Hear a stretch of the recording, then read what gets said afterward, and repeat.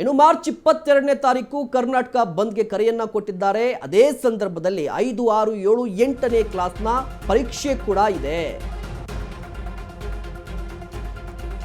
ಹಾಗಾದ್ರೆ ಮಕ್ಕಳ ಭವಿಷ್ಯವನ್ನ ಲೆಕ್ಕಿಸದೆ ಬಂದ್ಗೆ ಕರೆಯನ್ನ ಕೊಟ್ರ ವಾಟಾಳ್ ನಾಗರಾಜ್. ಬಂದ್ ನಿರ್ಧಾರದಿಂದ ಲಕ್ಷಾಂತರ ವಿದ್ಯಾರ್ಥಿಗಳಿಗೆ ಗೊಂದಲ ಉಂಟಾಗಿದೆ. ಎಕ್ಸಾಮ್ ಇದೆಯೋ ಇಲ್ವೋ ಅಂತ ಹೇಳಿ ಗೊಂದಲದಲ್ಲಿದ್ದಾರೆ ಪೋಷಕರು ಕೂಡ. ಪರೀಕ್ಷೆಗೆ ಅವಕಾಶ ಕಲ್ಪಿಸುವಂತೆ ಪೋಷಕರು ಒತ್ತಾಯವನ್ನ ಮಾಡ್ತಾ ಇದ್ದಾರೆ. ಮತ್ತೊಂದು ಕಡೆ ಪರೀಕ್ಷೆ ದಿನದಂದೇ ಬಂದ್ಗೆ ಕರೆ ಕೊಟ್ಟಿರೋದು ಸರಿಯಲ್ಲ ಅಂತ ಹೇಳಿ ಅಶ್ವವೇಗ ನ್ಯೂಸ್ಗೆ ಖಾಸಗಿ ಶಾಲಾ ಒಕ್ಕೂಟ ಅಧ್ಯಕ್ಷ ಲೋಕೇಶ್ ಹೇಳಿಕೆಯನ್ನು ಕೊಟ್ಟಿದ್ದಾರೆ. ಮಾರ್ಚ್ 22ನೇ ತಾರೀಕು ಕರ್ನಾಟಕ ಬಂದ್ಗೆ ಕರೆಯನ್ನ ಕೊಟ್ಟಿದ್ದಾರೆ. ಅವತ್ತೇ 5, 6, 7, 8 ಈ ತರಗತಿಗಳ ಪರೀಕ್ಷೆ ಇದೆ. ಹೀಗಾಗಿ ವಿದ್ಯಾರ್ಥಿಗಳು ಸಾಮಾನ್ಯವಾಗಿ ಗೊಂದಲಕ್ಕೀಡಾಗ್ತಾರೆ. ಹಾಗಾದ್ರೆ ವಿದ್ಯಾರ್ಥಿಗಳ ಭವಿಷ್ಯವನ್ನು ಲೆಕ್ಕಿಸದೆ ವಾಟಾಳ್ ನಾಗರಾಜ್ ಅವರು ಬಂದ್ಗೆ ಕರೆಯನ್ನು ಕೊಟ್ರಾ ಅನ್ನುವ ಅನುಮಾನ, ಜೊತೆಗೆ ಒಂದಿಷ್ಟು ಗೊಂದಲ ಇದ್ದೇ ಇರುವಂಥದ್ದು. ಯಾಕೆ ಬಂದ್ ಅಂತ ಹೇಳಿದ್ರೆ ಗೊತ್ತಿದೆ, ಬಸ್ಗಳ ವ್ಯವಸ್ಥೆ ಇರೋದಿಲ್ಲ, ಆಟೋ ಬರೋದಿಲ್ಲ, ಕ್ಯಾಬ್ ಇರೋದಿಲ್ಲ, ಬರೀ ಸಾರಿಗೆ ಬಸ್ಗಳನ್ನು ಅಂದರೆ ಸರ್ಕಾರಿ ಬಸ್ಗಳನ್ನು ನೆಚ್ಚಿಕೊಂಡು ಪರೀಕ್ಷೆಗೆ ಹೋಗೋಕ್ಕಾಗುತ್ತಾ, ಈ ರೀತಿಯಾಗಿ ಒಂದಿಷ್ಟು ಗೊಂದಲ ಇದೆ. ಇದೇ ವಿಚಾರಕ್ಕೆ ಸಂಬಂಧಪಟ್ಟಂತೆ ಪೋಷಕರು ಕೂಡ ಆತಂಕ ವ್ಯಕ್ತಪಡಿಸಿದ್ದಾರೆ. ಜೊತೆಗೆ ಲೋಕೇಶ್ ಅವರು ಅಂದರೆ ಖಾಸಗಿ ಶಾಲೆಗಳ ಒಕ್ಕೂಟದ ಅಧ್ಯಕ್ಷರು ಕೂಡ ಆತಂಕವನ್ನು ಮತ್ತು ಬೇಸರವನ್ನು ಕೂಡ ಹೊರಹಾಕಿದ್ದಾರೆ. ನೋಡಿ, ರಾಜ್ಯದ ಕನ್ನಡ ಪರ ಸಂಘಟನೆಗಳು, ಅದರಲ್ಲೂ ವಾಟಾಳ್ ನಾಗರಾಜ್ ಅವರ ಸಂಘಟನೆ ರಾಜ್ಯಾದ್ಯಂತ ಮಾರ್ಚ್ 3ನೇ ತಾರೀಕಿಂದ 22ನೇ ತಾರೀಕಿನವರೆಗೂ ವಿವಿಧ ಹಂತದ ಹೋರಾಟಗಳನ್ನು ಇಟ್ಕೊಂಡಿದೆ. ಯಾಕಂದರೆ ಮಹಾರಾಷ್ಟ್ರ ಮತ್ತು ಕರ್ನಾಟಕದ ಮಧ್ಯೆ ಇರುವಂಥ ವಿವಾದವನ್ನು ಇಟ್ಕೊಂಡು, ಸೊ ಈ ಒಂದು ವಿಚಾರಕ್ಕೆ ನಮ್ಮ ಕೃಪಾ ಸಂಘಟನೆ ಅಂದರೆ ಖಾಸಗಿ ಶಿಕ್ಷಣ ಸಂಸ್ಥೆಗಳ ಒಕ್ಕೂಟ ಏನಿದೆಯೋ ಇದು ಸಂಪೂರ್ಣವಾದಂತಹ ಬೆಂಬಲವನ್ನು ಸೂಚಿಸುತ್ತೆ. ಆದರೆ ನಾನು ನಮ್ಮ ಸಂಘಟನೆ ಅವರಲ್ಲಿ ಒಂದು ವಿನಂತಿ ಮಾಡ್ಕೊಳ್ಳೋದು ಏನು ಅಂತಂದರೆ, 22ನೇ ತಾರೀಕು ಅಂದರೆ ಮಾರ್ಚ್ 22ನೇ ತಾರೀಕು ತಾವೆಲ್ಲರೂ ಸೇರಿಕೊಂಡು ಬಂದ್ ಕರೆ ಕೊಟ್ಟಿದ್ದೀರಿ, ಇಡೀ ರಾಜ್ಯದ ಬಂದನ್ನು ಕರೆಯನ್ನು ಕೊಟ್ಟಿದ್ದೀರಾ. ಸೊ ಅದನ್ನು ನಾವು ವಿರೋಧವನ್ನು ಮಾಡ್ತೀವಿ. ಬಂದನ್ನು ಕರೆ ಕೊಡಿ, ಆ ಎಕ್ಸಾಮ್ಗಿಂತ ಮೊದಲು ಕೊಡಿ, ಇಲ್ಲಾಂದರೆ ಎಕ್ಸಾಮಿನ ನಂತರ ಕೊಡಿ, ಅದು ಸೂಕ್ತ ಆಗುತ್ತೆ ಅಂತ. ಯಾಕೆಂದರೆ ಮೌಲ್ಯಾಂಕನ ಪರೀಕ್ಷೆ ಕಳೆದ 5 ವರ್ಷದಿಂದ ಸತತವಾಗಿ ಪ್ರಾಬ್ಲಮ್ ಆಗ್ತಾನೇ ಇದೆ ರಾಜ್ಯದಲ್ಲಿ. ಶಿಕ್ಷಣ ಈಗಾಗಲೇ ಕುಂಠಿತ ಆಗಿದೆ ಮತ್ತು ಅದು ಒಂದು ಗುಣಮಟ್ಟದ ಶಿಕ್ಷಣವನ್ನು ರಾಜ್ಯ ಸರ್ಕಾರ ನೀಡ್ತಾ ಇಲ್ಲ. ಸೊ ಈಗ ಮೌಲ್ಯಾಂಕನ ಪರೀಕ್ಷೆಯ ಬಗ್ಗೆ ನೀವು ಬಂದು ವಿಚಾರ ಈಗ ಪ್ರಚಾರ ಆಗ್ತಿದ್ದಂಗೆಲ್ಲ ಮಕ್ಕಳು ಪರೀಕ್ಷೆಗೆ ತಯಾರಿ ನಡೆಸೋದನ್ನು ಕೈ ಬಿಡ್ತವೆ.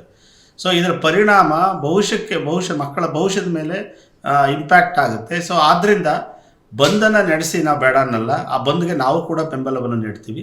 22ನೇ ತಾರೀಕಿನ ಒಳಗಡೆ ನಡೆಸಿದರೆ ಒಳ್ಳೆಯದು. ಸೊ ಅದರ ನಂತರ ಪರೀಕ್ಷೆಯ ನಂತರ ನಡೆಸಿದರೂ ಕೂಡ ಖಂಡಿತ ನಾವು ಬೆಂಬಲವನ್ನು ಸೂಚಿಸ್ತೀವಿ. ಕರ್ನಾಟಕ ರಾಜ್ಯದ ಈ ಬಗ್ಗೆ ಇನ್ನಷ್ಟು ಮಾಹಿತಿಯನ್ನು ಪಡೆಯೋಣ. ನಮ್ಮ ಪ್ರತಿನಿಧಿ ಲಕ್ಷ್ಮೀ ಬಾಗಲಕೋಟೆ ದೂರವಾಣಿ ಸಂಪರ್ಕದಲ್ಲಿದ್ದಾರೆ. ಬಾಗಲಕೋಟೆ, ಮುಖ್ಯವಾಗಿ ನೋಡಿ, ಎಲ್ಲರಿಗೂ ಗೊತ್ತಿರೋ ವಿಚಾರ, ಬಂದ್ ಆದರೆ ಮುಖ್ಯವಾಗಿ ಆಟೋ ವ್ಯವಸ್ಥೆ ಇರೋದಿಲ್ಲ, ಕ್ಯಾಬ್ ವ್ಯವಸ್ಥೆ ಇರೋದಿಲ್ಲ, ಹೀಗಾಗಿ ಒಂದಿಷ್ಟು ಸಂಚಾರದ ಅಸ್ತವ್ಯಸ್ತ ಆಗುತ್ತೆ. ಇಂತಹ ಸಂದರ್ಭದಲ್ಲಿ ವಿದ್ಯಾರ್ಥಿಗಳು ಗೊಂದಲಕ್ಕೆ ಈಡಾಗ್ತಾರೆ. ಈ ಗೊಂದಲಕ್ಕೆ ಯಾರಾದರೂ ಸ್ಪಷ್ಟೀಕರಣ ಏನಾದರೂ ಕೊಟ್ಟಿದ್ದಾರಾ ಲಕ್ಷ್ಮಿ ಅಂತ?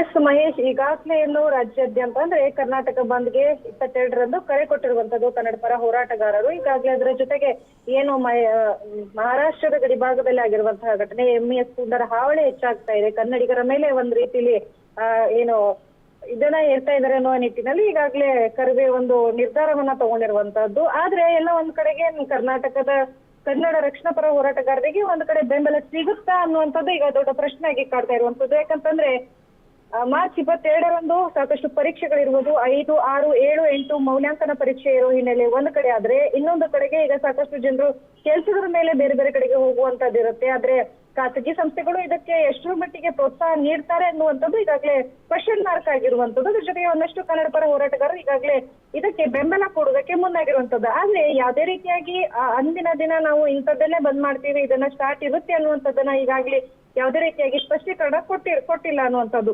ಸೊ ಈಗಾಗಲೇ ವಾಟಾಳ್ ನಾಗರಾಜ್ ಅವ್ರನ್ನ ಸಹ ಪ್ರಶ್ನೆ ಮಾಡಿದಾಗ ಪರೀಕ್ಷೆಯ ಕುರಿತು ಯಾವುದೇ ರೀತಿಯಾದಂತಹ ಪ್ರತಿಕ್ರಿಯೆಯನ್ನು ಈಗಾಗಲೇ ಅವರು ನೀಡಿಲ್ಲ. ಆದ್ರೆ ಎಲ್ಲ ಒಂದ್ ಕಡೆಗೆ ಮಕ್ಕಳಿಗೆ ಪರೀಕ್ಷೆಗೂ ಏನು ಸಮಸ್ಯೆ ಆಗದಂತೆ ನೋಡ್ಕೊಳ್ತಾರೆ ಅನ್ನುವಂಥದ್ದು ಒಂದ್ ರೀತಿ ಇರುವಂತದ್ದು. ಆದ್ರೆ ಖಾಸಗಿ ಮತ್ತು ಸರ್ಕಾರದ ಎಲ್ಲಾ ಸಂಸ್ಥೆಗಳು ಸಹ ಇದಕ್ಕೆ ಪ್ರೋತ್ಸಾಹ ಕೊಟ್ರೆ ಸಂಪೂರ್ಣವಾಗಿ ಬಂದ್ ಮಾಡುವುದಕ್ಕೆ ಒಟ್ಟಾರೆಯಾಗಿ ಕೈಗೊಂಡಿರುವಂತದ್ದು. ಮಹೇಶ್, ಲಕ್ಷ್ಮಿ, ಮುಖ್ಯವಾಗಿ ನೋಡಿ, ಈಗ ಬಂದ್ ಅಂತ ಹೇಳಿದ್ರೆ ಸಾಮಾನ್ಯವಾಗಿ ಗೊತ್ತಿರೋ ವಿಚಾರ, ಸಾರಿಗೆ ವ್ಯವಸ್ಥೆ ಇರುತ್ತೆ.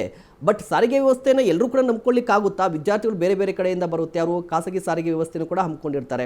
ಬಟ್ ಇಂತಹ ಸಂದರ್ಭದಲ್ಲಿ ಸರ್ಕಾರದ ವತಿಯಿಂದ ಏನಾದರೂ ಇದ್ರ ಬಗ್ಗೆ ಸ್ಪಷ್ಟೀಕರಣ ಬಂದಿದೆಯಾ? ಇಲ್ಲ ಬಂದನ್ನು ತಡೆಯುವ ನಿಟ್ಟಲ್ಲಿ ಏನಾದರೂ ಒಂದಿಷ್ಟು ಬೆಳವಣಿಗೆ ಏನಾದರೂ ಆಗಿದೆಯಾ ಅಂತ? ಎಸ್ ಮಹೇಶ್, ಖಂಡಿತವಾಗ್ಲು. ಯಾಕಂತಂದ್ರೆ ಈಗಾಗ್ಲೇ ಏನು 3-4 ದಿನಗಳಿಂದ ಕನ್ನಡ ಪರ ಸಂಘಟನೆಯ ಏನು ಕನ್ನಡ ಪರ ಹೋರಾಟಗಾರರಾಗಿರುವಂತಹ ವಾಟಾಳ್ ನಾಗರಾಜ್ ಅವರು ಒಂದು ಸುದ್ದಿಗೋಷ್ಠಿನ ಕರೆದು ಈ ರೀತಿಯಾಗಿ ಸ್ಪಷ್ಟನೆಯನ್ನ ಕೊಟ್ಟಿರುವಂತಹದ್ದು. ನಾವು 22ನೇ ತಾರೀಕಂದು ಕರ್ನಾಟಕ ಬಂದ್ಗೆ ಮುಂದಾಗಿರುವಂತದ್ದು. ಆದ್ರೆ ಈ ಕುರಿತಂತೆ ಸರ್ಕಾರಕ್ಕೂ ಸಹ ಮನವಿ ಮಾಡ್ಕೊಂಡಿದ್ದಾರೆ. ಸಾರಿಗೆ ಇಲಾಖೆಗಾಗಿರ್ಬೋದು, ಇನ್ನಿತರ ಇಲಾಖೆಗೂ ಸಹ ಈಗಾಗಲೇ ಮನವಿ ಮಾಡ್ಕೊಳ್ಳೋದಕ್ಕೆ ಮುಂದಾಗಿರುವಂತದ್ದು. ಇದ್ರ ಜೊತೆಗೆ ಸಿನಿಮಾ ರಂಗಕ್ಕೂ ಸಹ ಪತ್ರವನ್ನ ಕೊಡ್ತೀವಿ.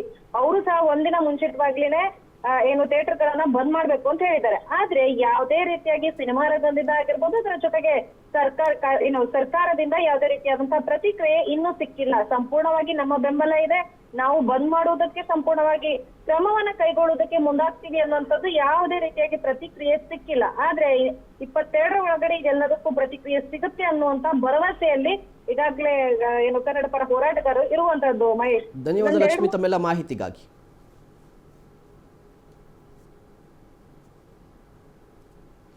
ಇನ್ನು ಕೆಪಿಎಸ್ಸಿ ಪರೀಕ್ಷೆಯಲ್ಲಿ ಕನ್ನಡಿಗರಿಗೆ ಪದೇ ಪದೇ ಅನ್ಯಾಯವಾಗ್ತಾ ಇದೆ. ಇದನ್ನ ಖಂಡಿಸಿ ಕರವೇ ಅಧ್ಯಕ್ಷರಾಗಿರುವಂತಹ ನಾರಾಯಣಗೌಡರ ನೇತೃತ್ವದಲ್ಲಿ ಪತ್ರ ಚಳುವಳಿಗೆ ಮುಂದಾಗಿದ್ದಾರೆ. ಕರವೇ ಸಿಎಂಗೆ ರಕ್ತದಲ್ಲಿ ಪತ್ರ ಬರೆಯಲು ಮುಂದಾಗಿದೆಯಂತೆ. ಕರವೇ ರಕ್ತದಲ್ಲಿ ಪತ್ರ ಬರೀಲಿಕ್ಕೆ ನಾರಾಯಣಗೌಡರು ಕೂಡ ಈಗ ಮುಂದಾಗಿದ್ದಾರೆ.